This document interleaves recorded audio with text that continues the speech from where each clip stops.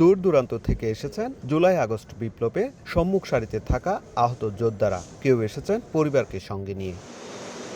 বৃহস্পতিবার দুপুরে কক্সবাজার সাংস্কৃতিক কেন্দ্রে জুলাই শহীদ স্মৃতি ফাউন্ডেশনের পক্ষ থেকে আয়োজিত অনুষ্ঠানে উপস্থিত ছিলেন শহীদ মুগ্ধের ভাই ও সংগঠনটির প্রধান নির্বাহী কর্মকর্তা মীর মাহবুবুর রহমান স্নিগ্ধ। চেক তুলে দেন আন্দোলনে নিহত একজনের পরিবার ও আহত ৪৬ জনের হাতে। এ সময় স্নিগ্ধ জুলাই আন্দোলনের প্রত্যেকটি হত্যাকাণ্ড ও নৃশংসতার বিচার দাবি করেন। যতদিন না পর্যন্ত প্রত্যেকটি বিচার কার্যক্রম সুষ্ঠুভাবে সম্পন্ন না হচ্ছে, প্রত্যেকটি বিচার না হচ্ছে, ততদিন পর্যন্ত আমাদের এই দেশের কাছে, আমাদের কাছে, কারোর কাছে এটির উত্তর থাকবে না।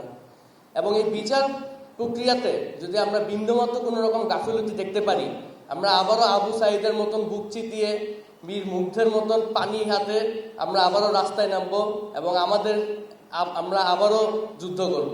এদিকে সহায়তার চেক পেয়ে স্বস্তি প্রকাশ করেন জুলাই আন্দোলনে আহতরা। আমাদের নামে একটা জুলাই ফান্ড খোলা হয়েছে, ওই ফান্ড থেকে আমাদের আর্থিক সহযোগিতা দেওয়া হবে, এটা বলেছে।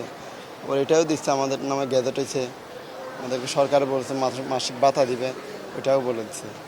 এটা আমাদের পাওয়া, এটা আমাদের সৌভাগ্য। টাকা পয়সা আমার পরিবার পুরা নিঃস্ব হয়ে গেছে, আমাকে দেওয়ার মতো আমার পরিবার আর কিছু নেই। মানে যা করতেছে জুলাই ফাউন্ডেশন করতেছে, এই জন্য আমার পক্ষ থেকে জুলাই ফাউন্ডেশনকে আন্তরিকভাবে ধন্যবাদ। এর আগে জুলাই বিপ্লবে নানা স্মৃতি বিজড়িত প্রামাণ্য চিত্র প্রদর্শন করা হয়। সুজাউদ্দিন রুবেল, সময় সংবাদ, কক্সবাজার।